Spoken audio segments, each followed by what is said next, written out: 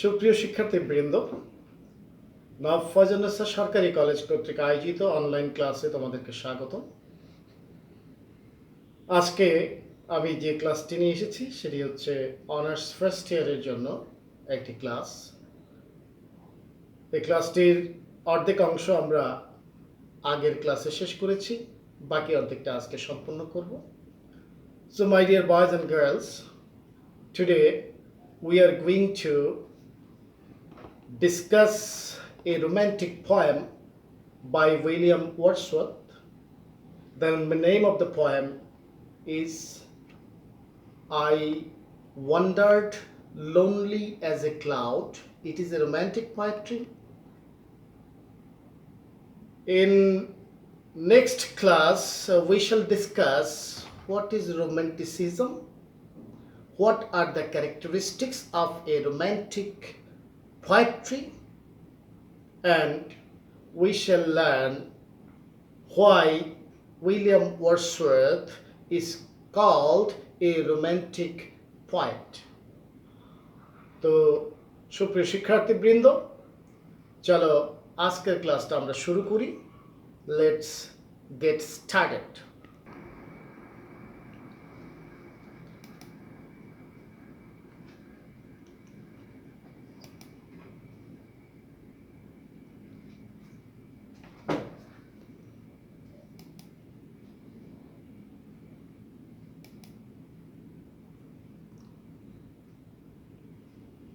So dear boys and girls, this is Md.Salim Sikder, Assistant Professor of English, now Faijunnesa Government College, Laksam, Cumilla.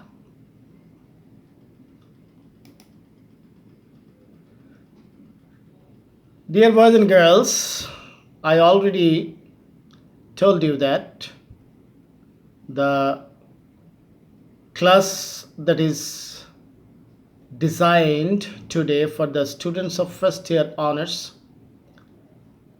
the subject that I'm going to discuss is Introduction to Poetry, and we shall study a lyric today.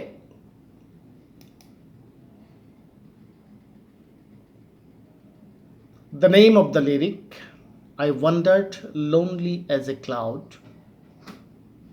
The another name of the poem is The Daffodils by William Wordsworth.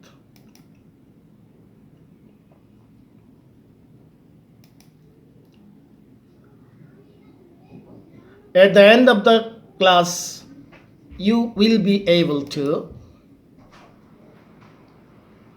recite the lyric, define a lyric, explain the theme and figures of speech of the poem, analyze the structure and the rhyme scheme of the poem. So my dear students, let us enjoy the recitation of the poem.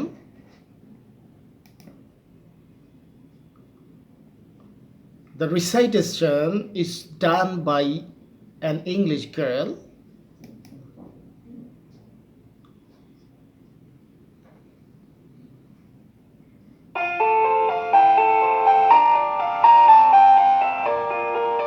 Pearls of Wisdom, Daffodils by William Wordsworth. I wandered lonely as a cloud that floats on high over vales and hills, when all at once I saw a crowd, a host of golden daffodils, beside the lake, beneath the trees, fluttering and dancing in the breeze. Continuous as the stars that shine and twinkle on the Milky Way, they stretched in never-ending line along the margin of a bay. 10,000 saw I at a glance, tossing their heads and sprightly dance. The waves beside them danced, but they outdid the sparkling waves in glee. A poet could not but be gay in such a jocund company. I gazed and gazed, but little thought what wealth the show to me had brought. For oft when on my couch I lie, in waken or in pensive mood, they flash upon that inward eye, which is the bliss of solitude. And then my heart with pleasure fills and dances with the daffodils.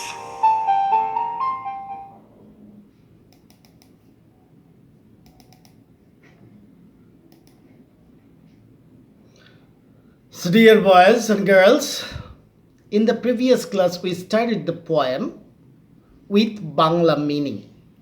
We knew the Bangla meaning of the difficult words.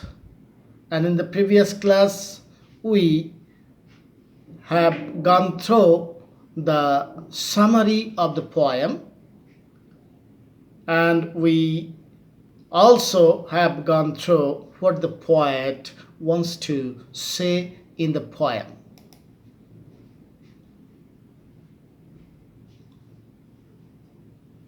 Today, I want to discuss what is lyric.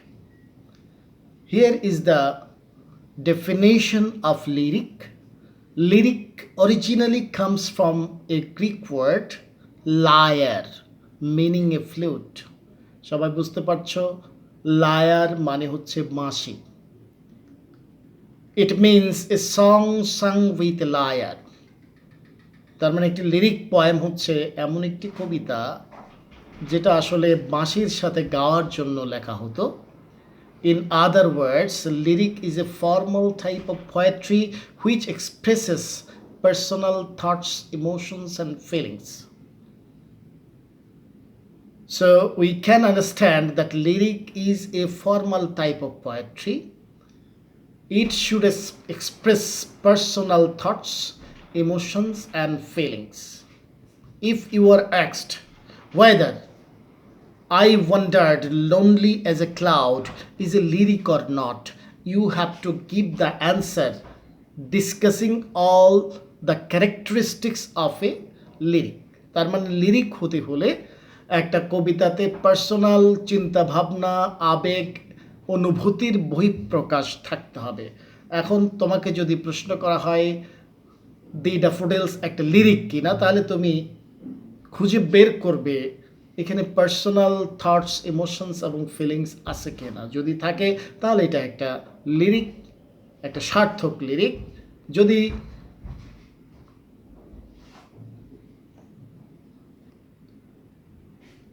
তো I wandered lonely as a cloud, এই কবিতাটি পড়ার পর আমরা দেখতে পেয়েছি কবির ব্যক্তিগত চিন্তা ভাবনা, আবেগ এবং অনুভূতির একটা বহিঃপ্রকাশ ঘটেছে। That means the poem expresses the personal thoughts, emotions and feelings of the poet. That is why we can call it a lyric.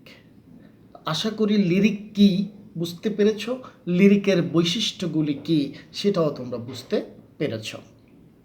So I want to go to the next slide. Dear boys and girls, in this stage we shall know the theme of the poem. At first you have to know what is the theme. Theme is the underlying meaning of the poem. That means a poet writes a poem to convey a message to his readers. To convey a message to his readers. The message of the poet is called theme. আসলে প্রতিটা কবিতা লেখার পিছনে একজন কবির একটা উদ্দেশ্য থাকে। তিনি তার রিডারদেরকে একটা মেসেজ কনভে করতে চান, তার পাঠকদের কাছে একটা মেসেজ পৌঁছে দিতে চান। সেই মেসেজটাই হচ্ছে ওই কবিতার থিম। তো let us see what is the message of the poet in this lyric. The theme of the poem is nature's beauty with the mixture of happiness and loneliness. তাহলে এই কবিতায় যে থিমটা আমরা পাচ্ছি সেটা হচ্ছে প্রকৃতির সৌন্দর্য, যে সৌন্দর্যের মধ্যে সুখ লুকিয়ে আছে, শান্তি লুকিয়ে আছে, আবার মাঝে মাঝে একাকিত্বের একটা সংমিশ্রণও এই সৌন্দর্যের সাথে মিশে আছে। The author Wordsworth is shown to be lonely. কবিতায় দেখানো হচ্ছে কবি ওয়ার্ডসওয়ার্থ একাকী।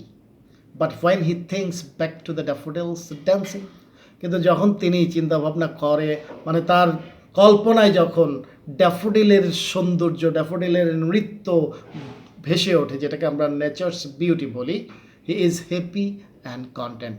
তার মনটা আবার আনন্দে ভরে যায়, তিনি নিজের মধ্যে পরিপূর্ণতা অনুভব করেন। The healing power of nature is also a theme of the poem.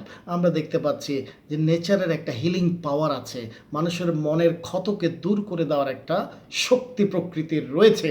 কবিতাটা ভালো করে পড়লে আমরা মানে লাস্ট স্টেজে এসে দেখতে পাবো, যখন তিনি তার ড্রয়িং রুমের কাউচে শুয়ে তিনি কি করেন, যখন তিনি সুন্দর ড্যাফোডিলের কথা চিন্তা ভাবনা করেন, তখন তার মনের দুঃখ কষ্ট অনেকটাই দূর হয়ে যায়। সুতরাং নেচারের একটা হিলিং পাওয়ার আছে, এই মতবাদটাও এই কবিতার একটা থিম হিসাবে আমরা ধরে নিতে পারি। So my dear students, I think you have understood what is the theme of this poem.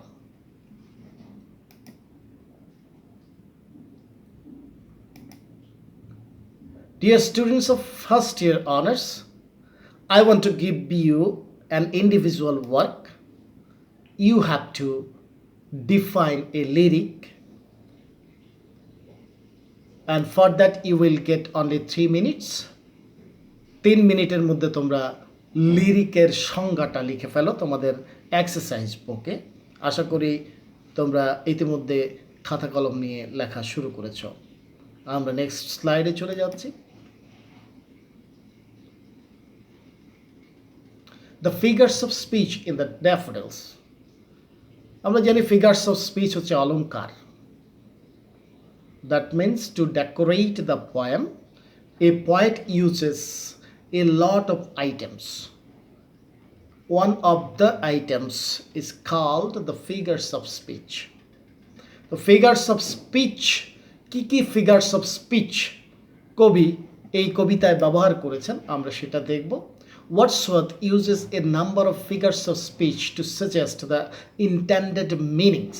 অর্থাৎ তিনি যা প্রকাশ করতে চান, যে অন্তর্নিহিত অর্থ প্রকাশ করতে চান, সে অর্থ প্রকাশ করতে গিয়ে তিনি কিছু figures of speech এর সাহায্য নিয়েছেন। The figures of speech are as below. Simile, the first figures of speech that he uses is a simile. Simile is nothing but an explicit comparison between two different objects. সম্পূর্ণ ভিন্ন দুইটা বস্তুর মধ্যে একটা সুস্পষ্ট তুলনা করাকে আমরা বলি simile. Lonely as a cloud, এখানে কবির একাকিত্বকে একখণ্ড একাকী মেঘের সাথে তুলনা করা হয়েছে। ড্যাফোডিলসের উজ্জ্বলতাকে আকাশের তারকাদের উজ্জ্বলতার সাথে তুলনা করা হয়েছে, as the stars that shine. এই তুলনা সরাসরি তুলনা, সুস্পষ্ট তুলনা, এটাকে আমরা বলি সিমিলি।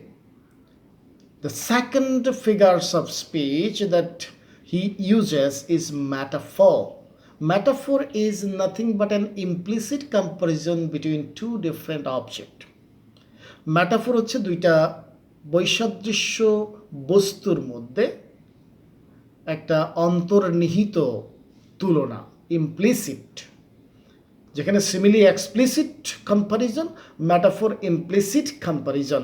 সিমিলিতে অ্যাজ লাইক দিয়ে আমরা বুঝতে পারি, কিন্তু ম্যাটাফোরে অ্যাজ লাইকের মতো কোনো তোমার ওয়ার্ড থাকে না। সেখানে আমাদেরকে ধরে নিতে হবে যে একটা ইমপ্লিসিট কম্পারিজন, একটা অন্তর্নিহিত তুলনা করা হচ্ছে।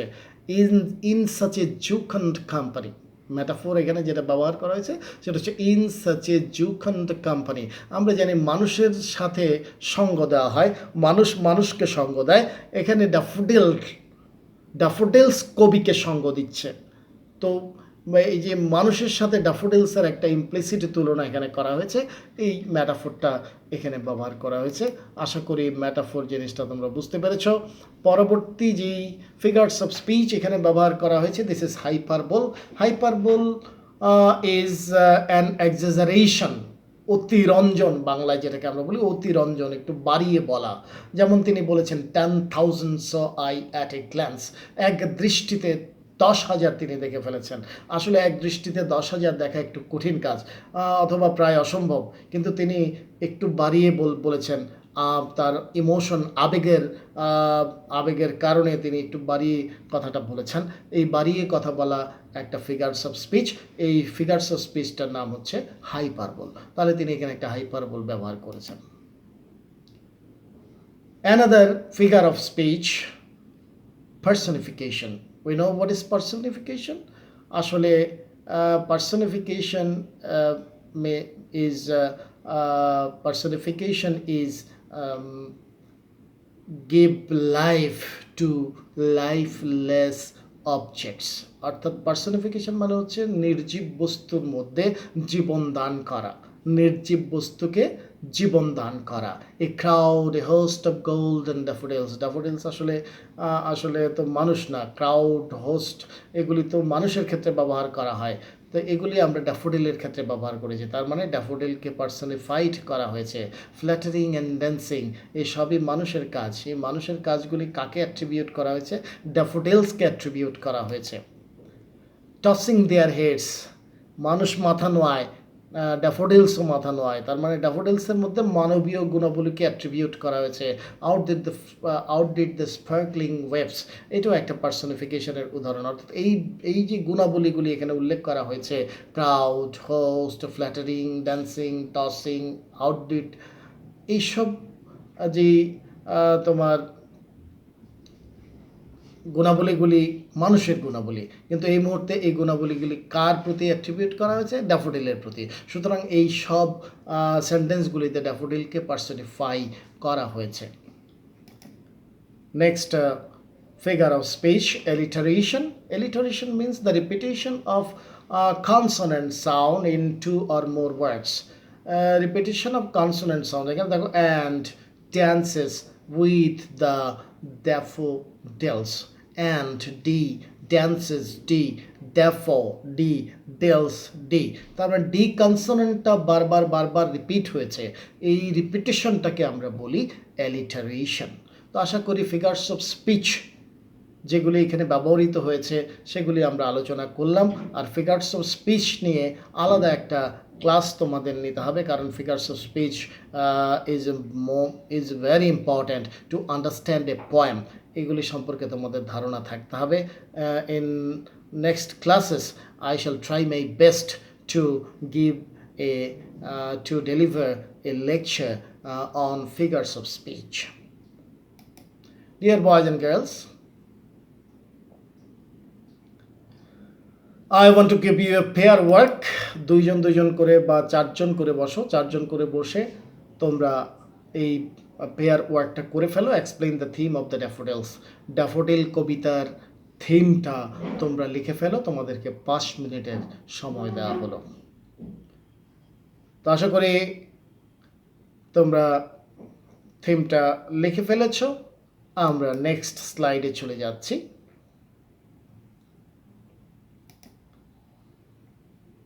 Now I want to discuss the structure and rhyme scheme of the poem. The Daffodils has 4 stanzas. তোমরা কবিতাটা দেখলেই বুঝবে 4টা স্ট্যাঞ্জা আছে, and each stanza contains 6 lines of iambic tetrameter. প্রতিটা স্ট্যাঞ্জায় 6টা করে লাইন আছে, প্রতিটা লাইন আইয়াম্বিক টেট্রামিটারে লেখা। আইয়াম্বিক ফুট আমরা জানি, প্রথম ফুটটা হয় তোমার আনস্ট্রেসড, দ্বিতীয়টা হয় স্ট্রেসড। এরকম একটা ফুটকে আমরা আইয়াম্বিক ফুট বলি। আর 4টা মিটার মিলে যে মিটারটা তৈরি হয়, যেই সেন্টেন্সটা তৈরি হয়, সেই সেন্টেন্সটাকে আমরা বলি টেট্রামিটার। তাহলে এখানে যে 6টা লাইন আছে, প্রতিটা লাইন আইয়াম্বিক টেট্রামিটারে লেখা। A quatrain followed by a couplet. A quatrain followed by a couplet. Quatrain বলতে আমরা বলব 4 লাইনের স্ট্যাঞ্জা। 4 লাইনের স্ট্যাঞ্জা, আর কাপলেট মানে 2 লাইনের স্ট্যাঞ্জা। তার মানে প্রতিটা স্ট্যাঞ্জায় একটা করে আছে কোয়াট্রেন, আরেকটা আছে কাপলেট। এই হচ্ছে structure of the poem. It has the characteristic rhyme scheme. Rhyme স্কিমটা কি সেটা নিয়ে আমরা পরবর্তী ক্লাসে আলোচনা করব। আজকে শুধু রাইম স্কিমটা বলে দিচ্ছি, A B A B C C, প্রতিটা স্ট্যাঞ্জা এ বি সি সি।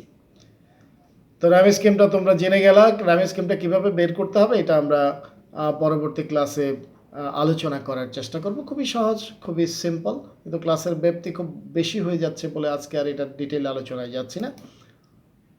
আমরা পরবর্তী স্লাইডে চলে যাচ্ছি।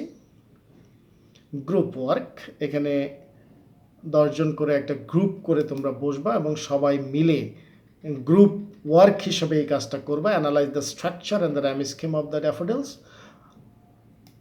এটার জন্য তোমাদেরকে সময় দেওয়া হলো 7 মিনিটস, তার মানে 7 minute.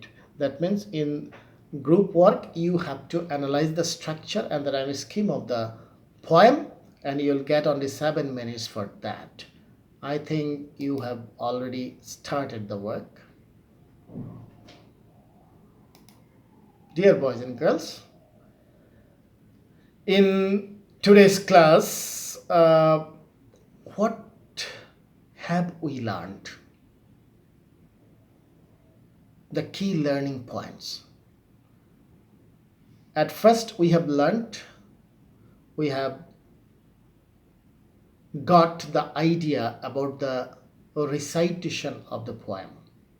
We have heard a recitation of an English girl.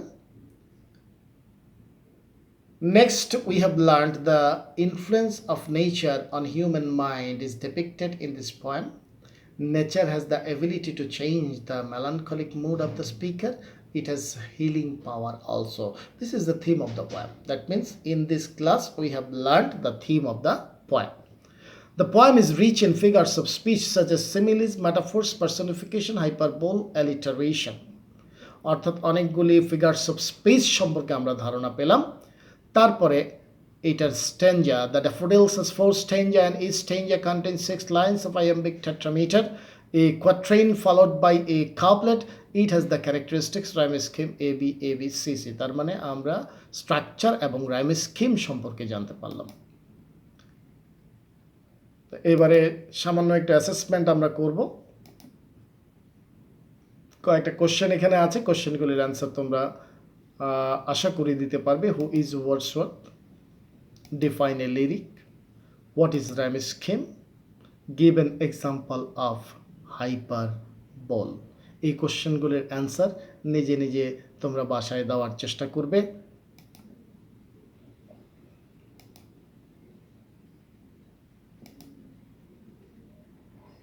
Assignment, তোমাদের জন্য একটা অ্যাসাইনমেন্ট দেওয়া হলো। How does Wordsworth create a joyous mood of the daffodils and how does the speaker response to the scene. অর্থাৎ এই যে ড্যাফোডিলসের একটা দৃশ্য, এত আনন্দ ঘন একটা দৃশ্য কিভাবে তিনি চিত্রায়িত করেছেন, ওয়ার্ডসওয়ার্থ কিভাবে এটা চিত্রায়িত করেছেন এবং এই ধরনের দৃশ্যের প্রতি তার অ্যাটিচিউডটা কীরকম, এই ধরনের দৃশ্যের প্রতি তার মন কিভাবে সাড়া দিল, এই ব্যাপারটা নিয়ে তোমরা একটা কোশ্চেন আনসার লেখার চেষ্টা করবে। এটা তোমাদের জন্য অ্যাসাইনমেন্টটা তোমরা জমা দেবা 25/7/2020 তারিখের মধ্যে। আমার ইমেইল অ্যাড্রেস দেওয়া আছে, প্রথমেই দেখবা ইমেইল অ্যাড্রেস দেওয়া আছে, সেই ইমেইল অ্যাড্রেসে তোমরা অ্যান্সারটা পাঠিয়ে দিবে।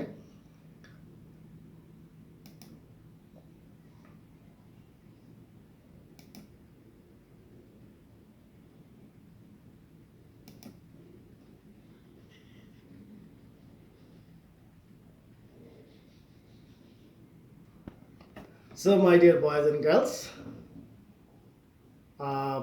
I have to stop the class today. I shall discuss another poem in the next class. I want to take a class on romanticism. I want to take a class on rhyme scheme. I want to take a class on theme, etc. in the next class. And আশা করব তোমরা মনোযোগের সাথে এগুলি খেয়াল করবে। অনার্সের স্টুডেন্টদের যারা অনার্সে ক্লাস করেছো অথবা ক্লাস করো নাই, তোমরা এইভাবে অনলাইন ক্লাসগুলিও যদি ফলো করো তাহলে তোমাদের খুবই উপকার হবে। এবং জাতীয় ভার্সিটি মনে হয় খুব শীঘ্রই ক্লাস যখন শুরু হবে তারপরে খুব বেশি দেরি না করেই পরীক্ষা নিয়ে নেবে। So I hope you will very attentively listen to my online classes so that you can make a good result. Thanks everybody. Goodbye today.